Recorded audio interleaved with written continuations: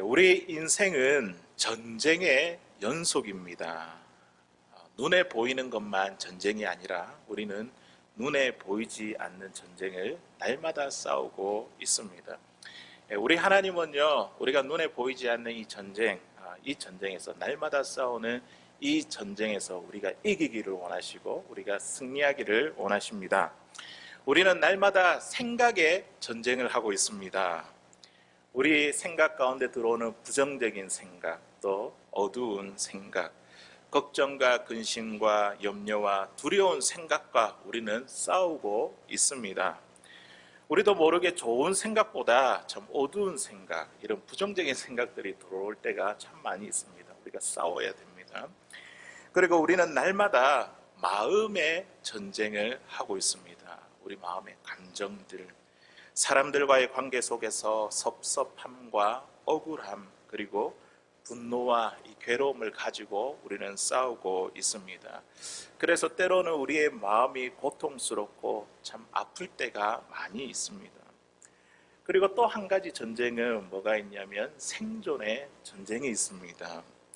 다른 사람들과 우리가 끊임없이 경쟁해야 되잖아요. 이 경쟁 속에 우리가 살아남아야 됩니다. 살아남는 자만이 더 많은 것을 소유할 수 있고 또 더 많은 업적을 남길 수 있으며 또 우리가 원하고 바라던 일들을 성공할 수 있습니다. 계속 싸운다는 거죠. 그리고 마지막으로 우리 그리스도인들에게 영적 전쟁이 있습니다. 우리가 신앙의 삶을 살아가면서 때로는 현실과 신앙과 부딪히게 될 때에 하나님께서 정말 나를 도울 수 있을까? 우리 하나님은 분명히 선하시고 나에게 가장 좋은 것을 주시는 하나님이신데 내 삶의 현실을 보니까 그렇지 못한 거예요. 그러면 자꾸만 내 마음 가운데 불신이 찾아옵니다. 하나님에 대한 믿음과 이 불신 사이에 이 사단과 우리가 끊임없이 싸우고 있습니다. 오늘 말씀에 나타난 이스라엘 백성들이 바로 그러했습니다. 이들은요, 광야의 이 이스라엘 백성들, 하나님의 은혜와 능력을 경험하고도 그들이 광야 생활을 하면서 조금이라도 부족한 게 눈에 보이면 어떻게 합니까?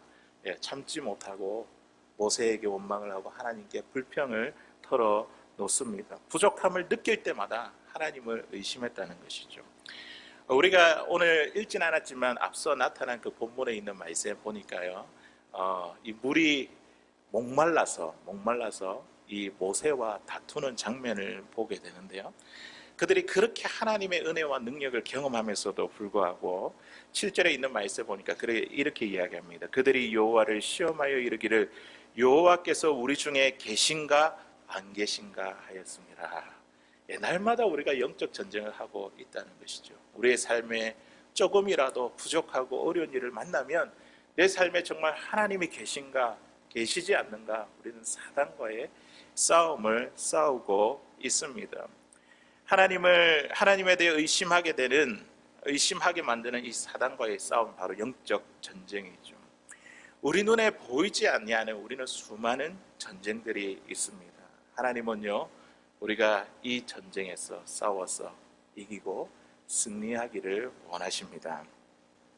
오늘 우리가 함께 읽었던 이 말씀에 보시면요, 우리 이스라엘 백성들이 출애굽한 이후에 광야에서 처음으로 겪었던 전쟁이었습니다.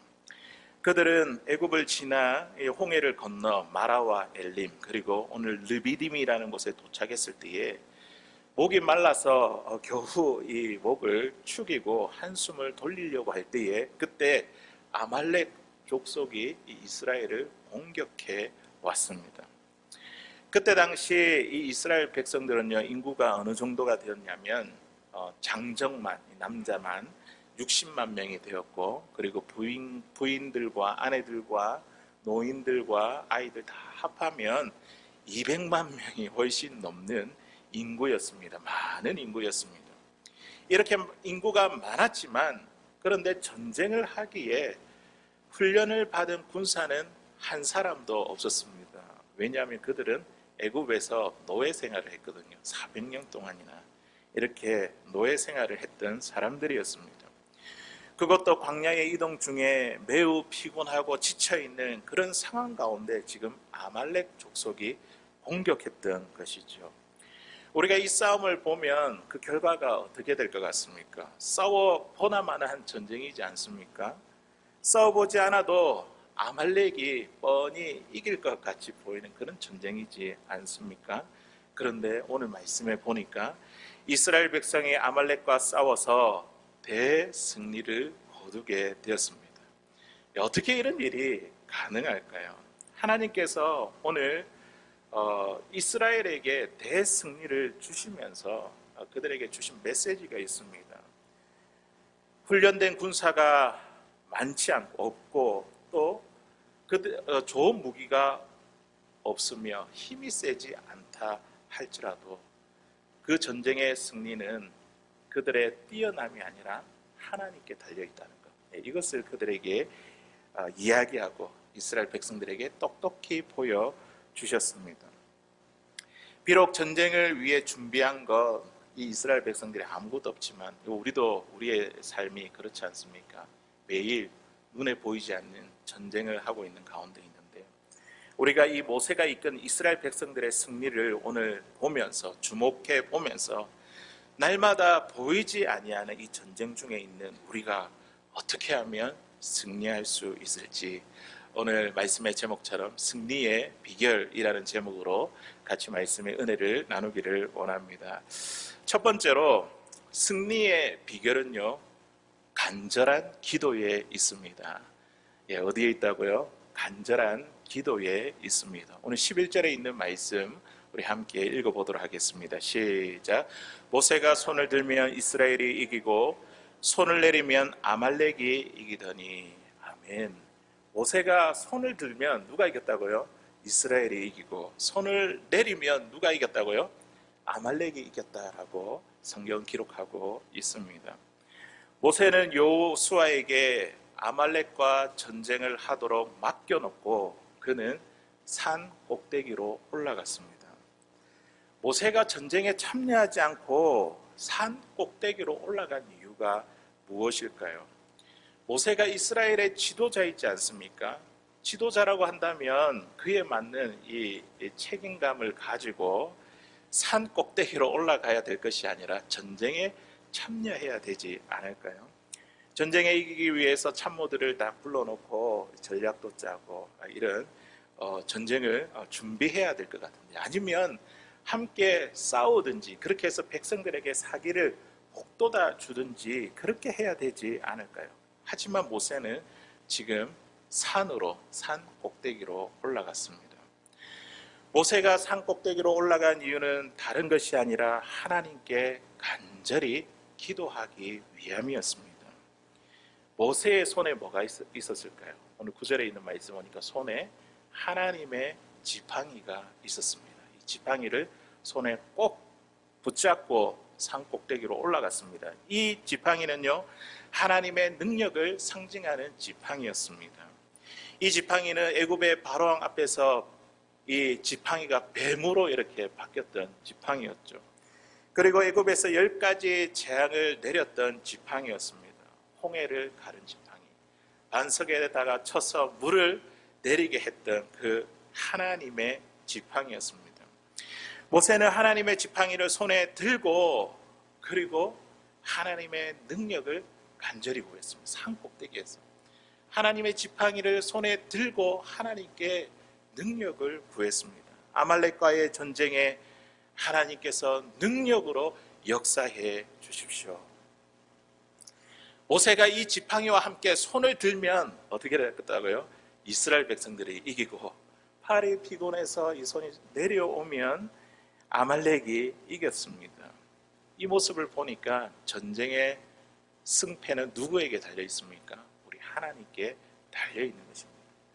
전쟁의 승리와 패배가 하나님께 달려 있으니 모세가요, 오늘 이렇게 손을 들어 간절히 기도하지 아니할 수 없었습니다. 우리가 손을 든다는 것, 우리 혹시 손을 들고 한번 기도해 보셨습니까?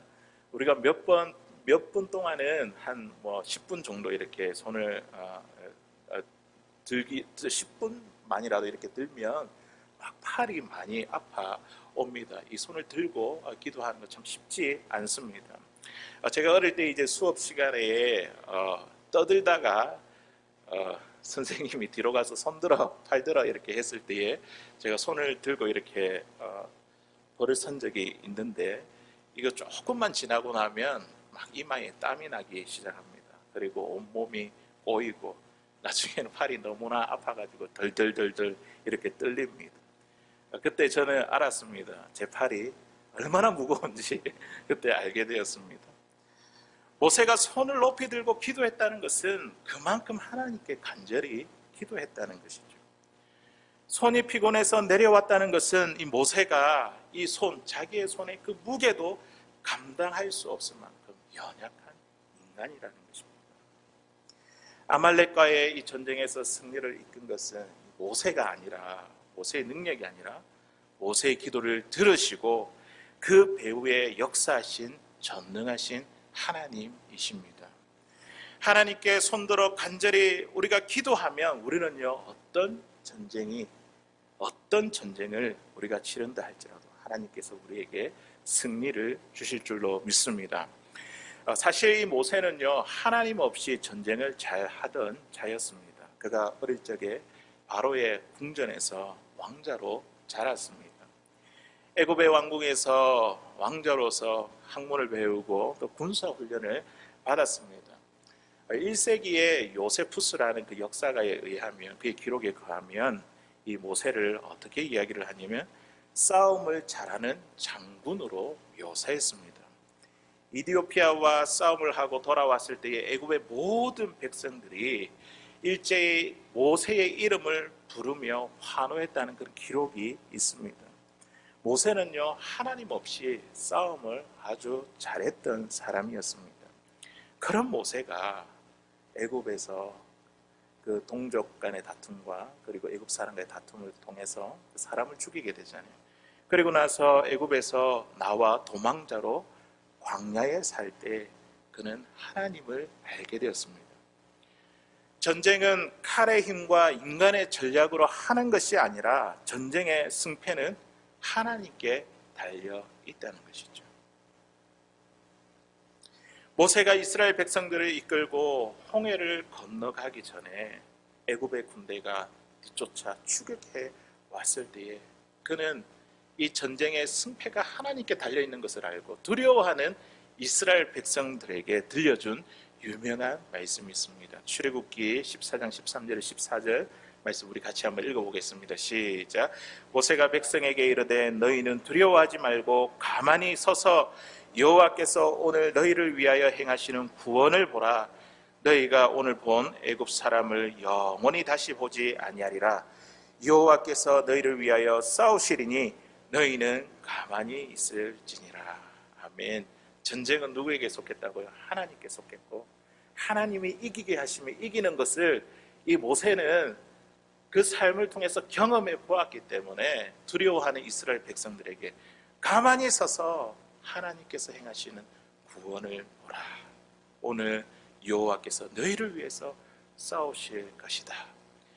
정말 모세의 고백대로 어떻게 되었습니까? 하나님께서 애국 군대를 홍해에 다 수장시켜 버리셨습니다. 모세는 하나님께서 이기게 하실 때 이길 수 있다는 이 사실을 알았습니다. 믿었습니다. 전쟁에서 이기기 위해 칼과 창으로만 안 된다. 인간의 노력으로만 안 된다. 인간의 명석한 두뇌로 이길 수 없다. 하나님이 이기게 하셔야지 이길 수 있다. 이런 사실을 분명하게 알았고 믿었기 때문에 오늘 모세가 어디를 갔다고요? 전쟁에 함께 나간 것이 아니라 하나님의 지팡이를 들고 바로 산 꼭대기로 향했던 것입니다. 그곳에서 두 손을 들고 하나님께 간절히 기도하는 것이 승리할 수 있는 비결이라는 것이죠. 시편 127편 1절에 있는 말씀에 보니까요, 여호와께서 집을 세우지 아니하시면 세우는 자의 수고가 헛되며 여호와께서 성을 지키지 아니하시면 파수꾼에 깨어 있음이 헛되도다. 아멘. 하나님께서 지키시고 세우시고 이기게 해주셔야지 이길 수 있는 전쟁입니다. 사랑하는 성도 여러분, 날마다 전쟁 중에 있는 우리의 인생도 마찬가지입니다. 하나님이 개입하시고 하나님이 이기게 하셔야지 우리가 눈에 보이지 않는 이 전쟁에서 싸워서 이길 수 있습니다. 우리가 하나님께 두 손을 높이 들어야 합니다. 우리의 가정을 위해서, 배우자와 자녀를 위해서 우리가 하나님 앞에 두 손을 높이 들어야 됩니다. 누군가 높이 들어야 됩니다. 오늘 모세가 그리고 아론과 훌이 들었던 것처럼 누군가 우리의 가정을 위해서 두 손을 높이 들어야 됩니다. 우리의 직장과 사업도 누군가는 두 손을 높이 들고 하나님께 간절히 기도해야 됩니다. 우리의 교회를 위해서 누군가는 두 손을 높이 들어야 됩니다. 그런 누군가가 저와 여러분이 되지 않으시겠습니까? 우리가 하나님을 향해 두 손을 들지 않는다면, 하나님을 향해서 우리가 간절히 기도하지 않는다면 우리의 자녀들이 이 세상이라는 전쟁터에서 밀리고 패배하게 될 것인데 우리가 어찌 하나님 앞에 두 손을 들지 않겠습니까? 모세는요, 오늘 전쟁터가 아닌 산 꼭대기로 향했습니다. 현실이 참 어렵고 고통스러우며 죽을 것만 같은 그 문제를 가지고 그는요, 산 꼭대기로 올라갔습니다. 하나님을 향해 하나님의 그 지팡이에 손을 쥐고 손을 높이 들어 하나님께 간절하게 기도했습니다. 전쟁의 본질은요, 현실에 있는 것이 아니라 산 꼭대기에 있습니다. 오늘 그렇다고 해서 오늘 당장 로키산에 이렇게 올라가시면 안 됩니다. 이 산은 우리가 하나님을 만나러 가는 산이 되어야 되죠. 하나님을 만나는 곳입니다. 하나님을 만나는 것보다 더 급한 일은 없습니다. 하나님 앞에 나와서 거기에서 두 손을 들고 우리의 가정을 위해, 일터를 위해, 또 이 덴버와 우리 미국과 우리 조국을 위해서 기도하시기를 바랍니다. 새벽 기도의 자리로 나오십시오. 아니면 금요 기도의 자리로 나오십시오. 아니면 각자의 기도의 시간을 만들고 장소를 마련하십시오. 거기서 두 손을 들고 하나님께 간절히 기도하십시오. 우리가 하나님께 두 손을 들고 기도할 때에 우리 하나님은요, 우리에게 있는 생각의 전쟁터, 마음의 전쟁터, 생존의 전쟁터, 또 영적 전쟁터에서 하나님께서 우리의 삶 가운데 이기게 하시고 승리로 이끌어 주실 줄로 믿습니다. 두 번째로 우리의 승리의 비결은요, 현실을 외면하지 않는 것에 있습니다. 우리가 산꼭대기에 가서 기도도 해야 되겠지만 또 한편으로는 우리의 상황의 현실에 대해서 우리가 충실하게 최선을 다해야 된다는 것이죠. 오늘 본문 9절에 있는 말씀 우리 같이 한번 읽어보도록 하겠습니다. 시작. 모세가 여호수아에게 이르되 우리를 위하여 사람들을 택하여 나가서 아말렉과 싸우라.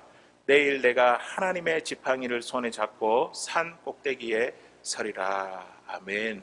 아말렉과 전쟁이 일어났을 때에 모세는 두 가지 조치를 취했습니다. 첫 번째로는 여호수아에게 전쟁에 참가할 사람들을 모집해서 아말렉과 싸우는 것이었습니다. 그리고 나서 두 번째 조치는 그가 산 꼭대기에 가서 하나님께 간절히 기도하는 것이었습니다.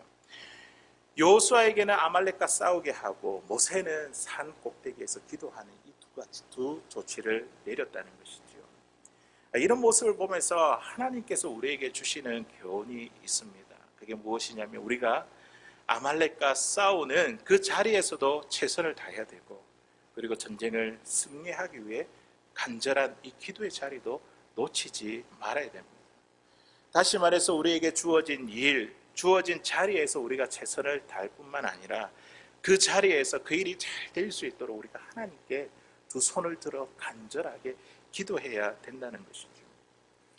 광야 같은 세상에서 우리를 공격하는 사람이나 세력을 만났을 때에 이 양극단의 방법을 사용하는 사람들을 보게 됩니다. 한 극단에 있는 사람은 무엇입니까? 현실이 중요하다고 생각하기 때문에 그 현실에 일어난 그 문제를 해결하기 위해 내 생각과 방법과 계획과 그리고 유력한 사람을 찾아가는 등 그 문제를 해결하기에 급급하여 애쓰다가 다른 더 큰 위기를 초래하는 것을 보게 됩니다. 또 다른 하나의 극단적인 방법은 무엇입니까? 현실은 별로 중요하게 생각하지 않습니다. 기도만 하면 모든 문제가 다 해결되고 만사형통이라고 생각을 합니다. 그래서 무슨 일만 있으면 현실을 내팽개치고 금식을 한다든지 그리고 기도원에 올라가며 현실에 대한 아무런 조치를 취하지 않습니다. 현실에서 최선을 다하지 않고 게으르며 무조건 우리가 산에 올라간다고 해서 모든 문제가 해결되는 것은 아닙니다. 이 두 가지 양극단의 이 방법은 모두 잘못된 것이라는 것이죠. 모세는 아말렉이 공격해오는 이런 광야의 위기를 만났을 때 어떻게 했다고요? 여호수아를 통해 사람을 모집하고 아말렉과 최선을 다해서 싸우게 했습니다.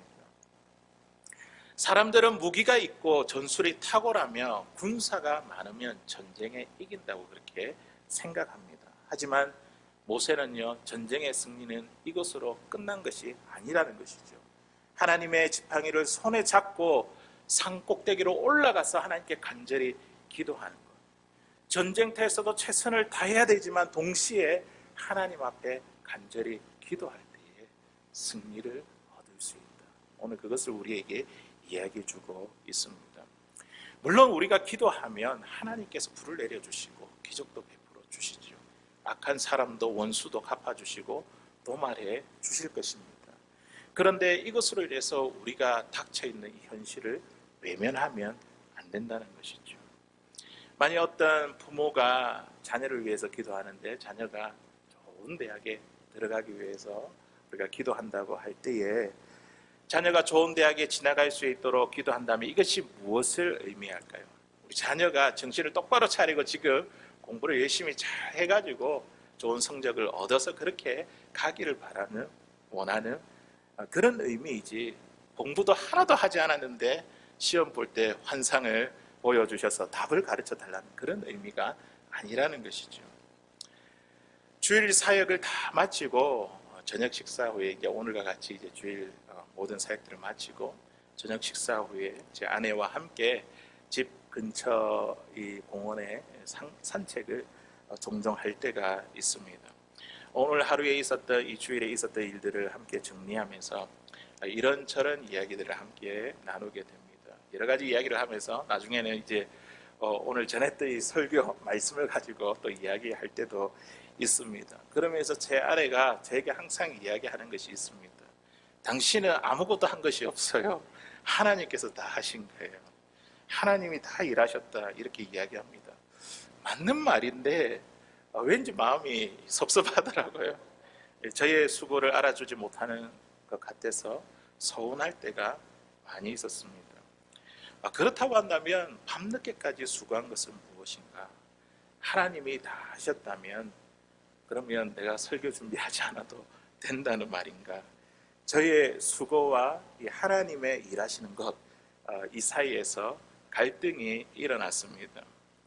저는 주일 설교 이 한 편을 준비하기 위해 주중에 이 주일 설교 본문을 묵상하고 그리고 자료를 이렇게 모읍니다. 정리를 해오다가 금요일이 되면 설교 원고를 작성하기 시작합니다. 그리고 이제 토요일 오전이 되면 이 원고가 마무리가 되거든요. 왜냐하면 이제 지금도 이제 우리 구사모님께서 통역으로 수고해 주시는데 통역을 할 수 있도록 원고를 보내야 되기 때문에 오전이면 마무리하고 오후에 제가 원고를 보내게 됩니다. 그런데 그렇게 원고를 보내고 나면 그때부터 본격적인 설교 준비가 시작됩니다. 원고를 다듬기 시작합니다. 토요일 밤늦게까지 다듬고 또 다듬으며 일부 예배가 시작되기 전까지 이 작업이 계속해서 일어납니다. 그런 저에게 제 아내가 당신은 아무것도 한 것이 없어요. 하나님이 다 하셨다고 말하면 참 맞기는 맞는 말인데 아내로부터 그래 참 수고했어요. 그 한마디를 듣지 못해 괜히 속상할 때가 있었습니다. 그런데 오늘 말씀해 보니까 그 대답은 매우 간단합니다. 설교 준비를 하는데 최선을 다하고 기도하는 것. 최선을 다하면서도 하나님께 간절히 기도하는 것.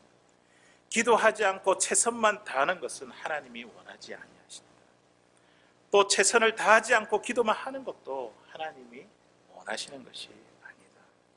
현장과 기도하는 이 일이 동시에 일어날 때 하나님 우리에게 능력과 지혜를 주시고 또 우리에게 일어나는 그 전쟁의 싸움에서 승리할 수 있도록 우리의 삶을 이끌어 주시는 줄 믿습니다. 우리 에스더를 한번 보십시오. 에스더는요, 한날 한시에 멸망당할 자기의 민족들을 생각하면서 유다 사람들과 함께 3일 동안 금식을 선포했습니다. 금식 기도를 다 마친 후에 에스더가 왕 앞에 나아갔습니다. 그런데 왕의 허락 없이 나가면 안 되거든요. 왕의 법도에 따라. 만약에 나갔다가 그 자리에서 죽음에 처할 수도 있었습니다. 그녀는 죽으면 죽으리라 각오하고 왕 앞에 나갔습니다. 그가 기도했잖아요. 현실을 도피하지 않고 3일 동안 자기의 민족들과 함께 뜨겁게 기도했잖아요. 그러면서 죽으면 죽으리라 하고 그 왕 앞에 나아갔습니다. 그 결과가 어떻게 되었을까요? 하나님 일하셨잖아요. 역사하셨잖아요. 상황이 완전하게 역전이 되었습니다. 모든 유다 사람들을 죽이려 했던 하만과 그의 민족들이 오히려 멸절당하게 되었습니다. 에스더 4장 16절에 있는 말씀에 보니까요, 우리 같이 읽어보겠습니다. 시작. 당신은 가서 수산에 있는 유다인을 다 모으고 나를 위하여 금식하되 밤낮 3일을 먹지도 말고 마시지도 마소서. 나도 나의 시녀로 더불어 이렇게 금식한 후에 규례를 어기고 왕에게 나가리니 죽으면 죽으리이다. 아멘.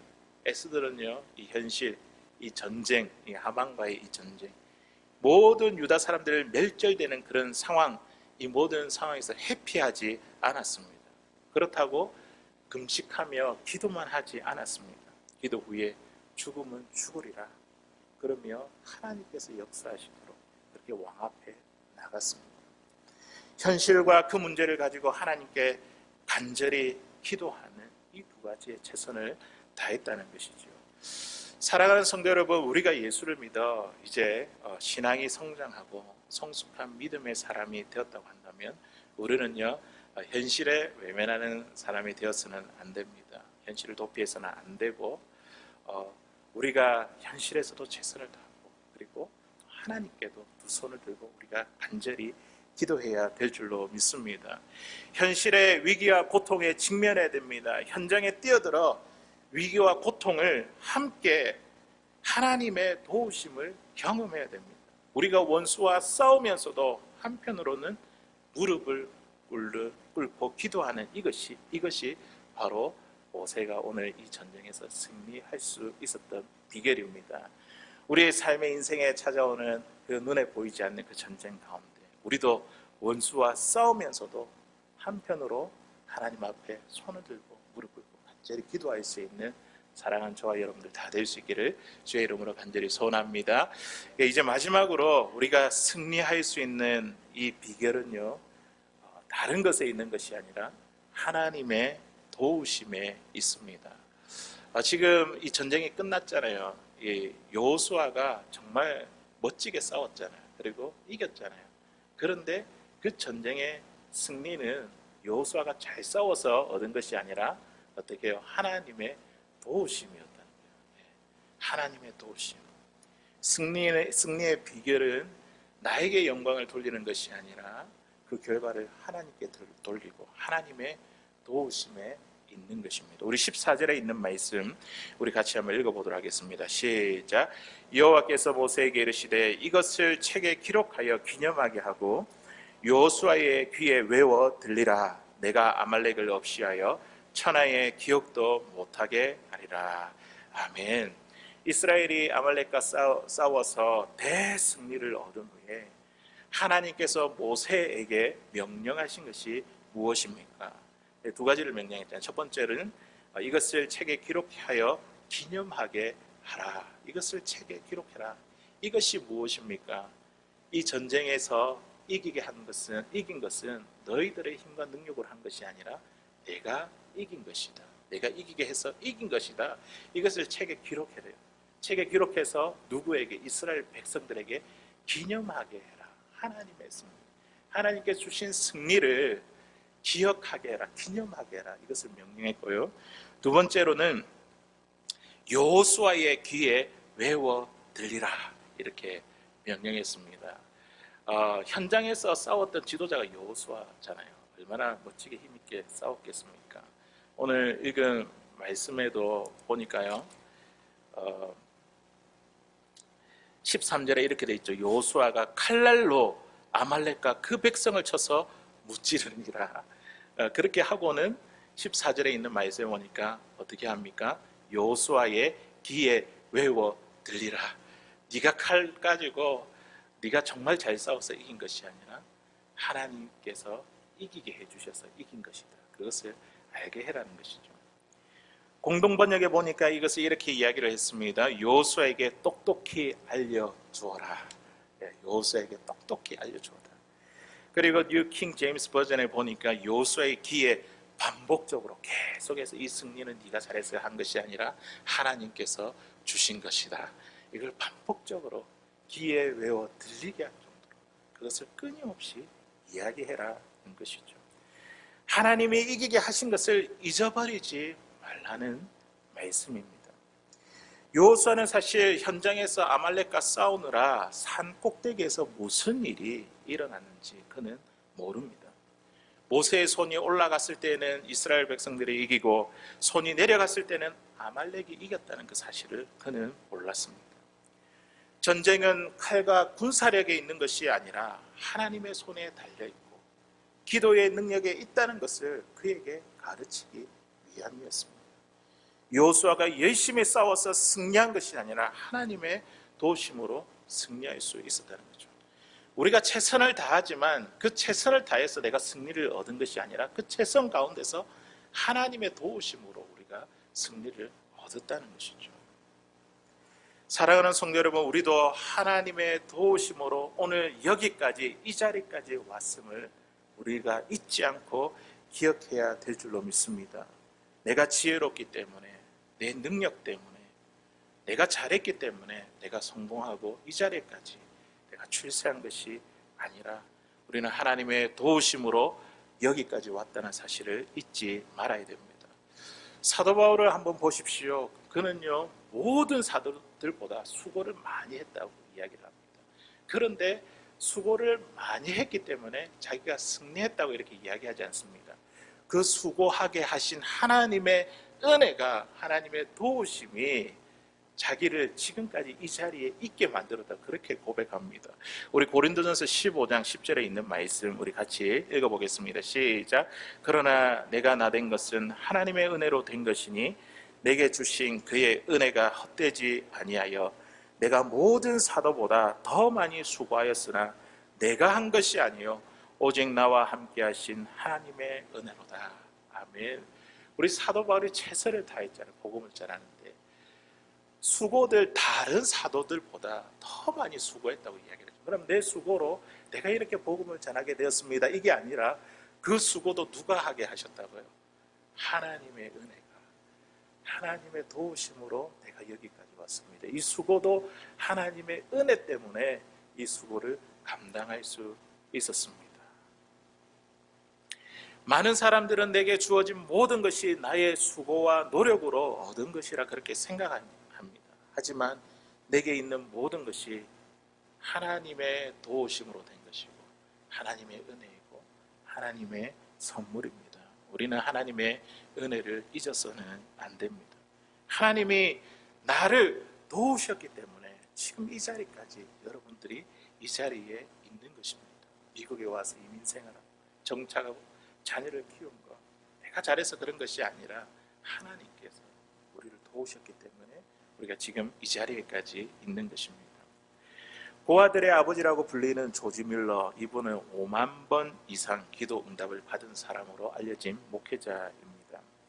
어떻게 이렇게 많은 기도의 응답을 받을 수 있었을까요? 5만 번이라면 하루에도 기도 수첩에다가 기도 제목들을 수없이 적어놓고 계속 체크해야지 평생 살면서 이렇게 5만 번 응답받을 때 이렇게 할 수 있지 않습니까? 그는요, 자기의 삶의 작은 것 하나라도, 사소한 것 하나라도 무심코 지나가지 않았습니다. 모든 것이 하나님의 도우심이고 하나님의 기도의 응답이라는 것을 그분은 늘 하나님의 존재 앞에서 직감적으로 그것을 깨달아 기도하고 체크하면서 그렇게 많은 기도의 응답을 받게 되었던 것입니다. 우리도 오늘부터 사소한 걸 한 가지라도 우리가 하나님께 기도하면, 우리가 기도 수첩을 적으면 매일매일 우리가 체크해 나가면 우리 역시도 5만 번 이상 하나님으로부터 기도의 응답을 받을 수 있는 줄로 믿습니다. 조지 밀러는 5명의 구원받지 못한 친구를 위해 기도하기로 헌신했습니다. 이 조지 밀러 기도할 때 즉각적인 응답도 있었지만, 그러나 오랜 시간 동안 통해서 그가 죽는 날까지 기도 응답이 이루어지지 않다가 죽은 후에 기도의 응답이 이루어진 것도 있었습니다.